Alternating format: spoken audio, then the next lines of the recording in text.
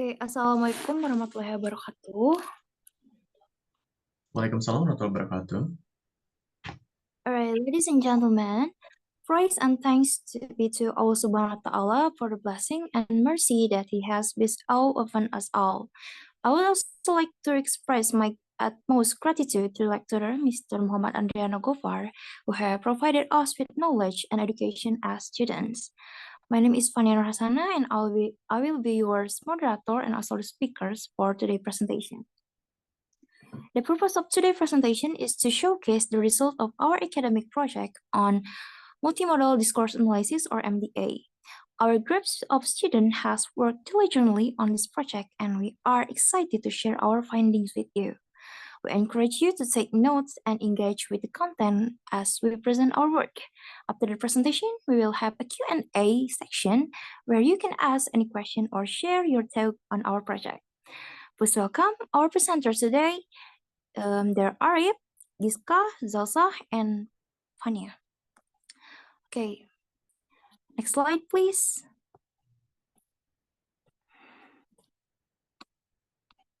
Okay, here are the table of content our presentation today. The first is the purpose of material discussion, benefit of material discussion, and the last is content of the chapter. Next slide, please. All right, next one is the purpose of material discussion. The general purpose of this presentation is to identify the discourse analysis in multimodal. The second is to broaden insight and knowledge related to the multimodal discourse analysis special purpose. And for this special purpose is to know and understand background and example of multimodal discourse analysis. The second is to know and understand about the genre, speech acts, and multimodality.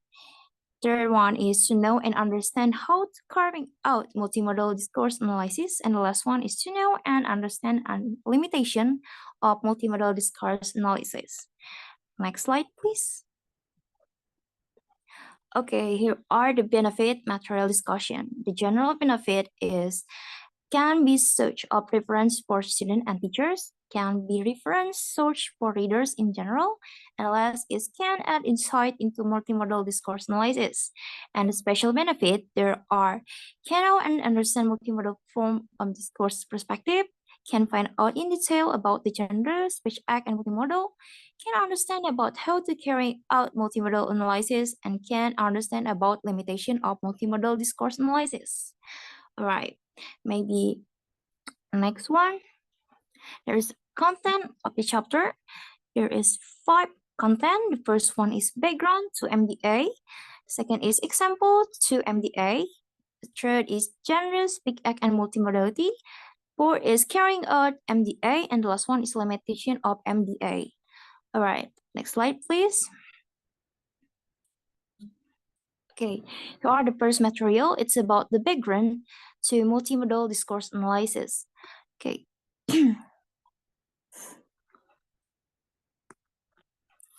Multimodal discourse analysis, or MDA, is an approach to discourse analysis that takes to count the different modes of communication that are present in a text or discourse. These modes can include not only language, but also image, sound, gesture, and other forms of communication. MDA emerged in response to recognition that communication in contemporary society is increasingly multimodal. So this means that people often communicate using a range of different modes, such as in film, television show, and advertising. MDA draws on a range of theoretical frameworks, including semiotic, linguistic, and social theory. MDA seeks to analyze how the different modes of communication interact to create meaning, and how this meaning is influenced by context, in which the communication takes place. MDA has practical application in a range of fields, including media studies, education, and advertising. By analyzing the different modes of communication in a text discourse, researchers can gain a deeper understanding of how meaning is constructed and conveyed. All right, maybe that's all about the background to model discourse analysis, let's move on to the next material that will be delivered by Giska. Giska, it's your time, please. Thank you. Now I will give you example of MDA. So Machine 2007 and Jewett 2009 said that when people communicate with each other, that it is seldom done by one means of communication alone, that is language. They most typically draw on a number of um, sorry, they must typically draw on a number of modes simultaneously, such as image, gesture, gaze, and posture, as well as language. Um, Image have been give, given specially attention in much of the work in multimodal discourse analysis. These images may include photographs, diagrams, maps, or cartoons. Image further can be seen as having a grammar of their own. For example, the social relationship between an image and its viewer is strongly influenced by whether the subject in the image establishes eye contact with the viewer or doesn't. Each of possibilities could be seen as an example of mood where the eye contact could suggest a demand, whereas no eye contact might suggest an over. The point of view or perspective of the image is also relevant. For example, a horizontal image suggests involvement as the viewer is on the same level as the subject of the image. A high angle shot might suggest superiority, and low angle shot may suggest respect. Next slide. Well, now look at the example. The first June 2009 issue of Time magazine carried a picture of Michelle Obama with the accompanying text, "The meaning of Michelle." The layout and placement of the image are crucial because they communicate important information and message salience of the reader. The image fills the entire page and dominates, giving weight to the image. The horizontal shot indicates that the reader is on the same level as the image subject.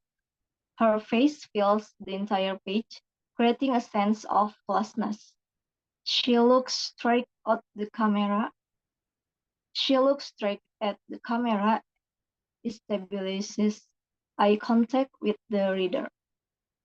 Michelle Obama is centrally placed on the page to catch the reader's attention. Centrally framed with the text, the meaning of Michelle, it shows that they are interconnected. So the image of Michelle Obama in this Time magazine is foregrounded and carries the major informational load in the text. It aims to attract readers to buy the magazine and read the article on Michelle Obama within its pages. That's all from me. Back to moderator.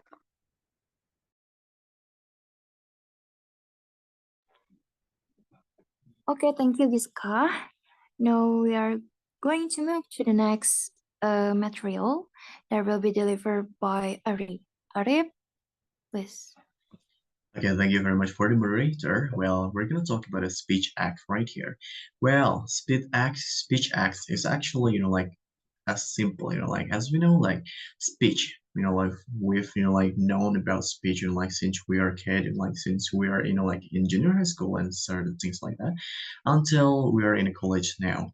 So speech acts is basically is how to do things with words. So just like this. Like I'm talking right now, just like speech acts. I'm doing it directly to you, with literal meaning. So I do the things with words right here. Okay, so right here is the sporting detail right here.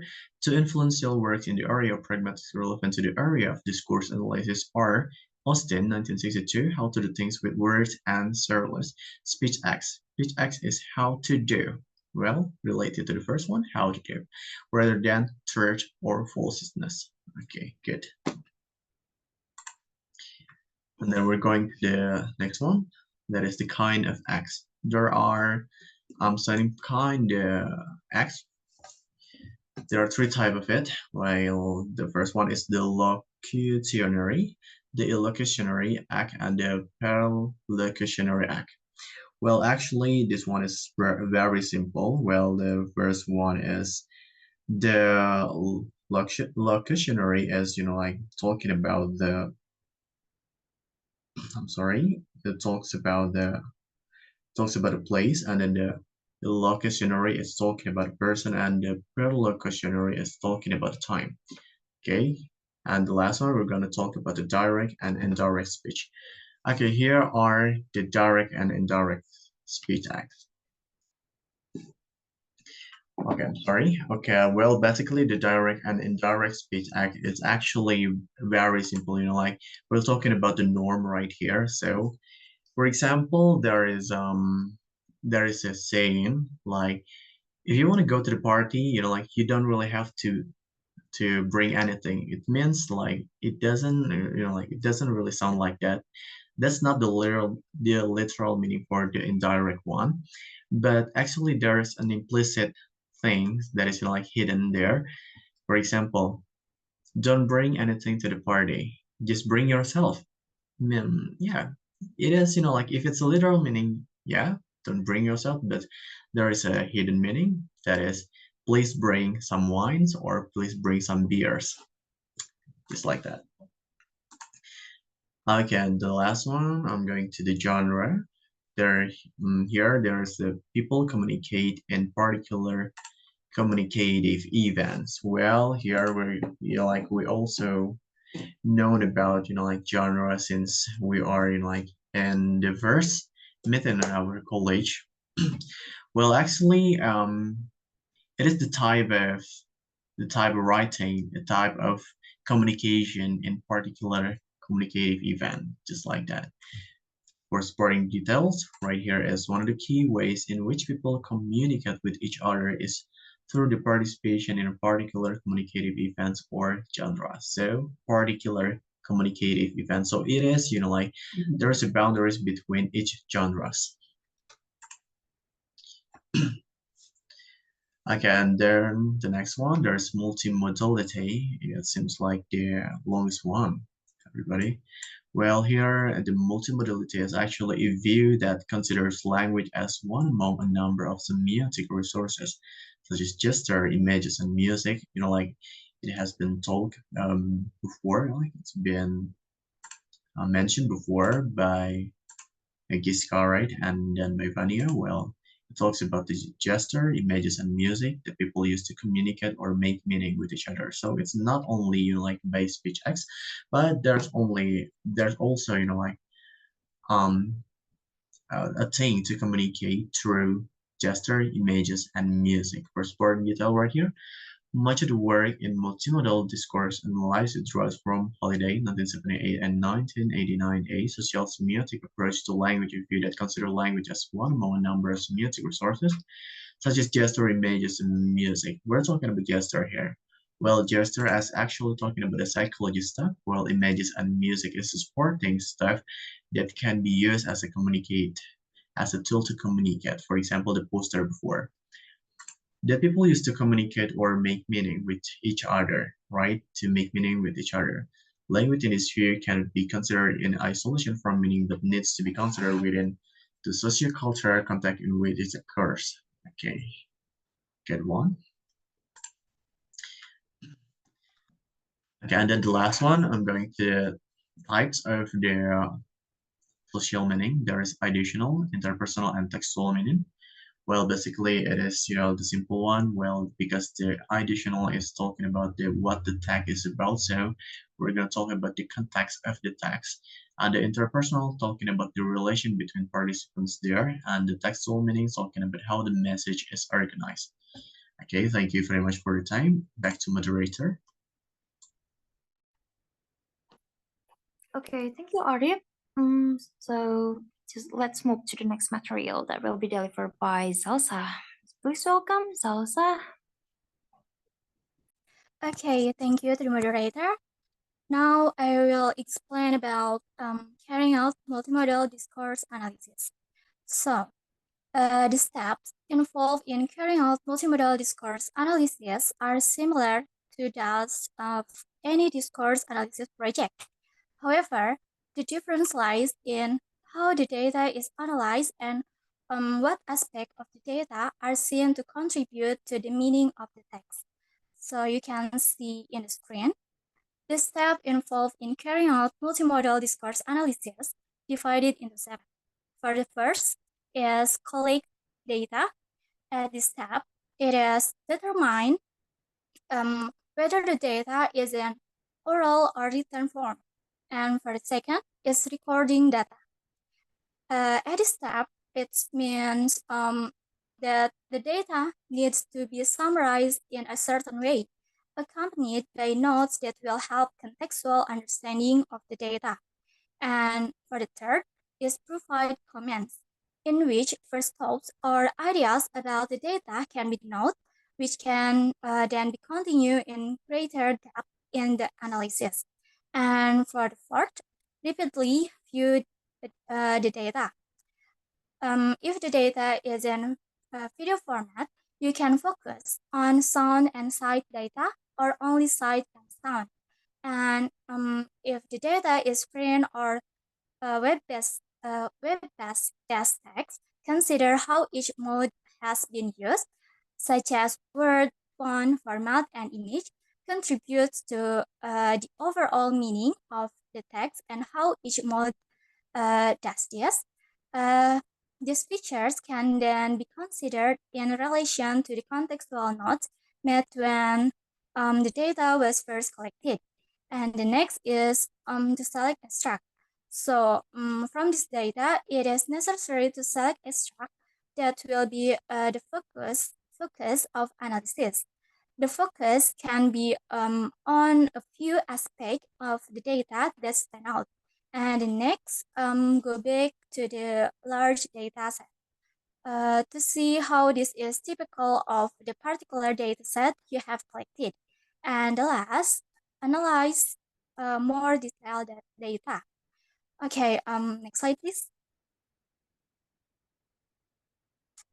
Okay, here, as did Baldry and Thibault, who provide detailed guidelines on how to transcribe and analyze data from a multimodal perspective, they cover printed text such as advertisement, cartoons, web page, film, and television genre.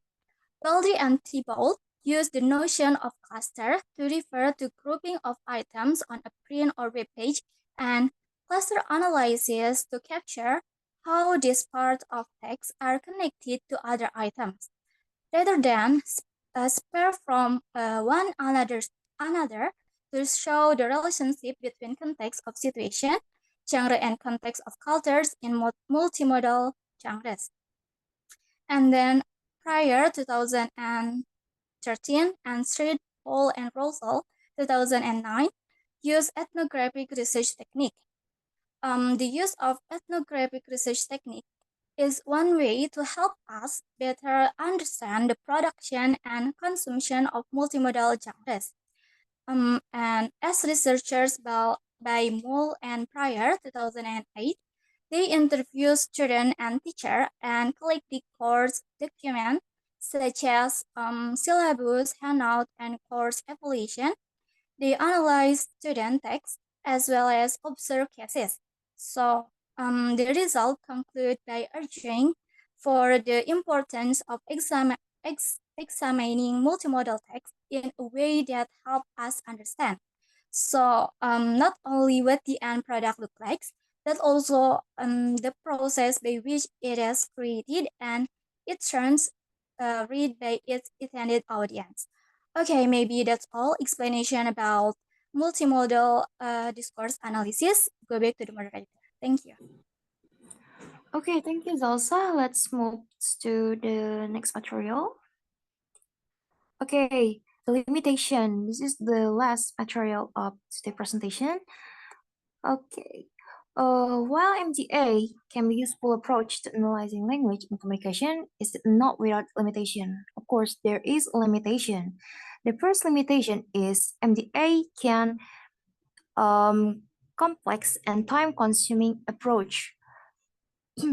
Analyzing different modes of communication requires a great deal of attention to detail and careful consideration of how these modes interact.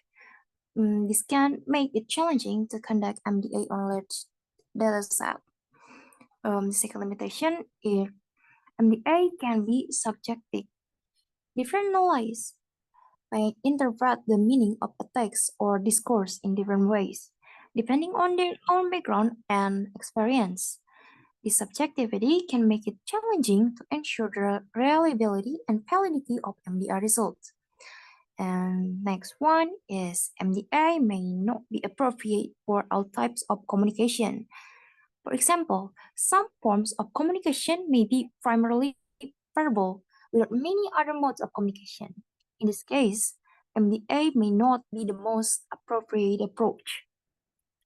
And the last one is MDA may not be able to fully capture the complexity of the social and cultural context in which communication takes place.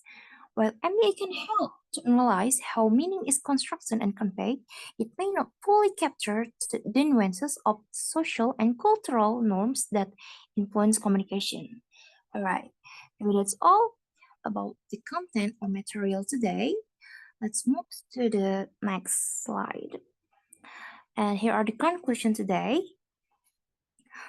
The chapter has provided an overview of multimodal discourse analysis, an approach which considers how texts that employ more than one mode of presentation, such as words and graphic, make meaning. It has provided the theoretical background to multimodal discourse analysis as well as given example of analysis that have been carried out from this perspective. It has also discussed a relation between genre, speech acts, and multimodality. A genre and multimodality framework has then been presented as a proposal for examining layers of meaning in multimodal text. A number of suggestions have been made for steps involved in carrying out multimodal discourse analysis. Limitation of multimodal discourse analysis have also been discussed. All right, next slide. Okay. All right, we want to say thank you. Maybe that's all, and we would like to say thank you for your attention, and also we would like to apologize if we did some mistake while we deliver the material before. Thank you so much. Wassalamualaikum warahmatullahi wabarakatuh.